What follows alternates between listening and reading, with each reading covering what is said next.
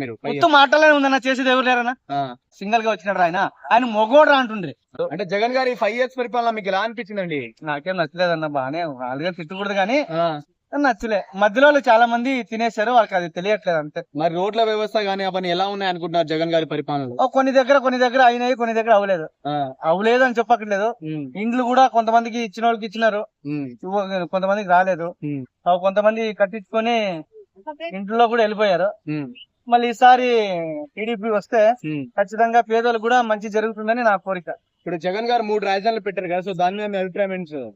అవలేదన్నా, ఏం ఎక్కడైందన్నా, అక్కడ ఏపీలో రాజధాని చెప్పుకోవడానికి లేక. ఇప్పుడు కాంగ్రెస్ లో చేరి అన్నపై విమర్శలు చేస్తుంది కదా మరి షర్మిల గారు, సో దాని మీద మీ అభిప్రాయం ఏంటి? వాళ్ళు ఒకటి అవుతారు, మళ్ళీ రాజకీయంలో వాళ్ళంతా ఒకటి అయిపోతారు. వాళ్ళు బయట అయితే గొడవ పడినట్టు ఉంటది, కానీ వాళ్ళు ఒకటి అయిపోతారు. వాళ్ళ ఇంట్లో ఒకటే ఉంటారు, ఎవరేమి ఉండరు, అందరూ ఒకటి అయిపోతారు.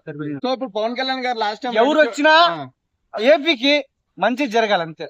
సో ఇప్పుడు చంద్రబాబు నాయుడు గారు పవన్ కళ్యాణ్ గారు గవర్నమెంట్ ఫామ్ చేస్తే మరి నెక్స్ట్ 5 years రాజధాని డెవలప్మెంట్స్ గానీ ఉద్యోగ అవకాశాలు గానీ సో ఎలా ఉండబోతుంది అనుకుంటున్నారు మీరు? మొత్తం మాటలనే ఉందన్న, చేసేది ఎవరు లేరన్నా.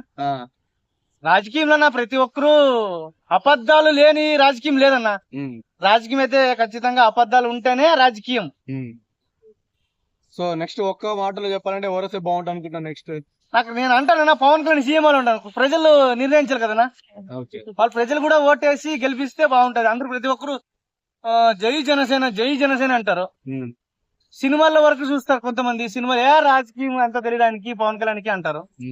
ఓట్లేసి గెలిపిస్తేనే కదా. చంద్రబాబు నాయుడు పొత్తుతో వెళ్ళారు, మీకు ఎలా అనిపించింది? నాకు సింగల్ గా వచ్చింది సూపర్ ఉండేది, ఎక్సలెంట్ గా ఉండేది. ఎందుకంటే ఆయన పొత్తు పెట్టుకోకుండా సింగల్ గా వచ్చింటే ఆయన ఓడతాడో గెలుస్తాడో అదంతా కాదు, కానీ సింగల్ గా వచ్చినాడు ఆయన మొగోడ్రా అంటుండ్రి. కానీ పొత్తు పెట్టుకుంటే ఏముంది?